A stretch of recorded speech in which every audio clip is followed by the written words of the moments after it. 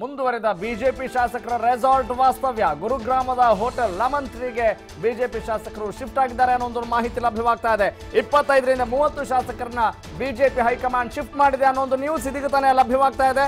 ITC grand Bharat hotel ನಿಂದ lemon ಟ್ರೀಗೆ shift ಮಾಡಲಾಗಿದೆ ಅನ್ನೋ ಒಂದು ನ್ಯೂಸ್ ಈಗ ತಾನೇ ನಿಮ್ಮ TV5 ಸಾದರ ಪಡಿಸ್ತಾ ಇದೆ. ಬಿಜೆಪಿ ಆಟ ಇನ್ನೂ ಇದೆ ಅನ್ನೋದನ್ನೇನಾದ್ರೂ ಇದು ತೋರಿಸ್ತಾ ಇದೆಯಾ ಅನ್ನುವ ಅನುಮಾನ ವ್ಯಕ್ತವಾಗ್ತಾ ಇದೆ. ಯಾಕಂತ ಹೇಳಿದ್ರೆ ಅವ್ರು ಏನೇ ಹೇಳಿಕೆ ಕೊಟ್ಟರು ಕೂಡ ಅದು ಪ್ರಾಮಾಣಿಕವಾಗಿಲ್ಲ ಅನ್ನೋದು ಜನರಿಗೆ ಗೊತ್ತಾಗಿರುವಂತಹ ವಿಚಾರ. ಹೀಗಾಗಿ ಅದಕ್ಕೆಲ್ಲ ಪ್ರೂಫ್ ತೋರಿಸಿ ಅಂತ ಹೇಳಿದ್ರೆ ಕೊಡ್ಲಿಕ್ಕೆ ಆಗದೆ ಇರುವಂತಹ ವಿಚಾರ. ಇದೆಲ್ಲ ತೆರೆಮರೆಯಲ್ಲಿ ನಡೀತಾ ಇರುವಂತಹ ಆಟಗಳಾಗಿರೋದ್ರಿಂದ ಅವರಿಗೆ ಇದೇ ರೀತಿಯಾಗಿ ಯಾವ ರೀತಿ ಮನದಟ್ಟು ಮಾಡಬೇಕು ಅನ್ನೋದು ಕೂಡ ಸ್ವಲ್ಪ ಸವಾಲಿನ ಸಂಗತಿಯಾಗಿದೆ. ಒಟ್ಟಿನಲ್ಲಿ ಕಾಂಗ್ರೆಸ್ ಶಾಸಕಾಂಗ ಸಭೆ ಅಂತ ಕಂಡು ಸಭೆಗೆ ಹೋದರೂ ಕೂಡ ನಂತರ ರಾಜೀನಾಮೆಯನ್ನು ಕೊಡಿಸುವಂಥ ಒಂದು ಪ್ರಯತ್ನ ಕೂಡ ನಡೀತಾ ಇದೆ ಅನ್ನೋ ಮಾತುಗಳು ಕೂಡ ವ್ಯಕ್ತವಾಗ್ತಾ ಇದ್ವು. ಒಟ್ಟಿನಲ್ಲಿ ಭಾರತೀಯ ಜನತಾ ಪಕ್ಷದ ನಾಯಕರು ನಿಜಕ್ಕೂ ಅಲ್ಲಿ ಯಾವ ಕಾರಣಕ್ಕೆ ತಂಗಿದ್ದಾರೆ? ಯಡಿಯೂರಪ್ಪ ಅವರು ಹೇಳ್ತಾ ಇದ್ದಾರೆ, ನಮ್ಮ ಎಲ್ಲ ಪಕ್ಷದ ಶಾಸಕರನ್ನ ಒಟ್ಟುಗೂಡಿಸಿ ನಾವೊಂದು ನಿರ್ಧಾರಕ್ಕೆ ಬರ್ತಾ ಇದ್ದೇವೆ. ಲೋಕಸಭಾ ಚುನಾವಣಾ ದೃಷ್ಟಿಯಿಂದ ನಾವು ತಯಾರಿ ನಡೆಸ್ತಾ ಇದ್ದೇವೆ.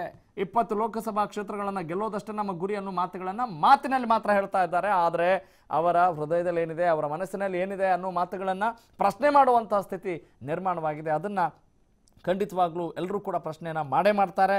ಒಟ್ಟಿನಲ್ಲಿ ಆಡಳಿತಾರೂಢ ಕಾಂಗ್ರೆಸ್ ಮತ್ತು JDS ಪಕ್ಷಗಳ ಪ್ರಕಾರ ಸಮ್ಮಿಶ್ರ ಸರ್ಕಾರಕ್ಕೆ ಬಂದೊದಗಿದ್ದಂಥ ಒಂದು ಆತಂಕ ಸದ್ಯಕ್ಕೆ ದೂರವಾಗಿದ್ರೂ ಕೂಡ ಭಾರತೀಯ ಜನತಾ ಪಕ್ಷದ ಮುಂದಿನ ನಡೆಗಳ ಮೇಲೂ ಕೂಡ ಈಗಾಗಲೇ ಆಡಳಿತಾರೂಢ ಪಕ್ಷಗಳು ಕಣ್ಣಿಟ್ಟಿರ್ತವೆ ಅನ್ನೋದು ಕೂಡ ಅಷ್ಟೇ ಸತ್ಯ. 25 ರಿಂದ 30 ಶಾಸಕರನ್ನ ಬಿಜೆಪಿ ಹೈಕಮಾಂಡ್ ಶಿಫ್ಟ್ ಮಾಡಿದೆ ಅನ್ನೋ ಒಂದು ಮಾಹಿತಿ ಲಭ್ಯವಾಗ್ತದೆ. ಬನ್ನಿ ಈಗ ನನ್ನ ಜೊತೆ ಲೈವ್ ಜಾಯ್ನ್ ಆಗ್ತಾ ಇರುವಂತಹ ನಮ್ಮ ಕರೆಸ್ಪಾಂಡೆಂಟ್ ಸ್ವಾತಿ ಚಂದ್ರಶೇಖರ್ ಈಗ ಮತ್ತಷ್ಟು ಮಾಹಿತಿನ ನೀಡ್ತಾರೆ. ಎಸ್ ಸ್ವಾತಿ, ಒಟ್ನಲ್ಲಿ ಬಿಜೆಪಿ ಶಾಸಕರ ರೆಸಾರ್ಟ್ ವಾಸ್ತವ್ಯ ಮುಂದುವರೆದಿದೆ, ಪ್ರಮುಖ ಕಾರಣ ಏನು?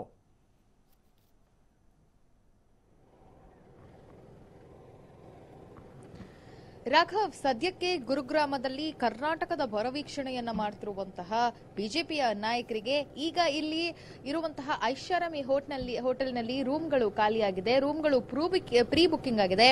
ಬಿಜೆಪಿಯ ಲೆಕ್ಕಾಚಾರದ ಪ್ರಕಾರ 4 ದಿನಗಳಲ್ಲಿ ಅವರು ಮಾಡ್ತಿದ್ದಂತಹ ಶಸ್ತ್ರಚಿಕಿತ್ಸೆ ಮುಗಿದು ಬರವೀಕ್ಷಣೆ ಮುಗಿದು ಅವರೆಲ್ಲರೂ ಕೂಡ ರಾಜ್ಯಕ್ಕೆ ತೆರಳಬೇಕಾಗಿತ್ತು. ಆದ್ರೆ ಈಗ ಸದ್ಯಕ್ಕೆ ಇನ್ನೂ ಕೂಡ ಇದು ಎಕ್ಸ್ಟೆಂಡ್ ಆಗೋ ತರ ಕಾಣಿಸ್ತಾ ಇದೆ. ನಾಳೆಯೂ ಕೂಡ ಇವರು ಇಲ್ಲೇ ಉಳ್ಕೊಳ್ಬೇಕು ಅನ್ನುವಂತಹ ಆದೇಶಗಳು ಹೈಕಮಾಂಡ್ ಇಂದ ಮತ್ತು ರಾಜ್ಯ ನಾಯಕರಿಂದ ಬಂದಿರೋದ್ರಿಂದ ಈಗ ಬಿಜೆಪಿಯವರು ಇಲ್ಲೇ ಪಕ್ಕದಲ್ಲಿ 2 ಕಿಲೋಮೀಟರ್ ದೂರ ಇರುವಂತಹ ಮತ್ತೊಂದು ಐಷಾರಾಮಿ ಹೋಟೆಲ್, ಅದು ಲೆಮನ್ ಟ್ರೀಗೆ ಶಿಫ್ಟ್ ಆಗ್ತಾ ಇದ್ದಾರೆ. ಅದರಲ್ಲೂ ಕೂಡ ಒಂದು 20 ರಿಂದ 30 ಶಾಸಕರನ್ನ ಶಿಫ್ಟ್ ಮಾಡಿ ಕರ್ನಾಟಕದ ಸಂಪೂರ್ಣ ಬರವೀಕ್ಷಣೆಯನ್ನ ಏರಿಯಲ್ ಅಲ್ಲಿ ಮಾಡಿದ ನಂತರ ಅವರು ಕರ್ನಾಟಕಕ್ಕೆ ಬರ್ತಾರೆ ಅಂತ ಅನ್ಸುತ್ತೆ. ಆದ್ರೆ ಅವರ ನಿಜವಾದ ಇಂಟೆನ್ಷನ್ ಏನು? ಇನ್ನು ಕೇಲ್ ಅಭಿ ಬಾಕಿ ಹೇ ಅನ್ನೋ ರೀತಿ ಏನಾದ್ರೂ ನಡೀತಾ ಇದೆಯಾ? ಅವರ ಮುಂದುವರೆದ ಅಸ್ತ್ರ ಪ್ರಯೋಗಗಳನ್ನ ಖಂಡಿತವಾಗ್ಲೂ ಪ್ರಯೋಗ ಮಾಡ್ಲಿಕ್ಕೆ ರೆಡಿಯಾಗಿದ್ದಾರೆ ಅಂತ ಮೇಲ್ನೋಟಕ್ಕೆ ಅನ್ನಿಸ್ತಾ ಇದೆಯಾ? ಸರ್ಕಾರವನ್ನ ಉರುಳಿಸುವಂತ ಒಂದು ಪ್ರಯತ್ನ ಇನ್ನೂ ಅವರಿಗಿದೆ. ಲೋಕಸಭಾ ಚುನಾವಣೆಯ ಒಂದು ನೆಪವನ್ನ ಇಟ್ಕೊಂಡು ಅವರು ಈ ರೀತಿಯಾದಂತಹ ಕಾರ್ಯತಂತ್ರಗಳಿಗೆ ಮೊರೆ ಹೋಗ್ತಾ ಇದ್ದಾರೆ ಅಂತ ಮೇಲ್ನೋಟಕ್ಕೆ ಸ್ಪಷ್ಟವಾಗಿ ಗೋಚರವಾಗ್ತಿದೆ ಅಂತ ಅನ್ನಿಸ್ತಾ ಇದೆಯಾ ಸ್ವಾತಿ? ರಾಘವ್, ಬಿಜೆಪಿಯ ಶಾಸಕರು ಒಂದು ರೀತಿಯಾಗಿ ಪಣವನ್ನ ತೊಟ್ಟಿದ್ದಾರೆ. ಏನೇ ಆದ್ರೂ ಕೂಡ ನಾವು 6 ರಿಂದ 7 ಶಾಸಕರನ್ನ ರಾಜೀನಾಮೆ ಕೊಡಿಸೇ ಇಲ್ಲಿಂದ ಹೋಗೋದು, ಮತ್ತೆ ಆ ಮ್ಯಾಜಿಕ್ ನಂಬರ್ ಏನಿದೆ ಅದರಿಂದ JDS ಮತ್ತು ಕಾಂಗ್ರೆಸ್ನ ಮೈತ್ರಿಯನ್ನ ಕೆಳಗಿಳಿಸೇ ಹೋಗೋದು ಅನ್ನುವಂತಹ ಒಂದು ಪಣ ತೊಟ್ಟಂತಿದೆ.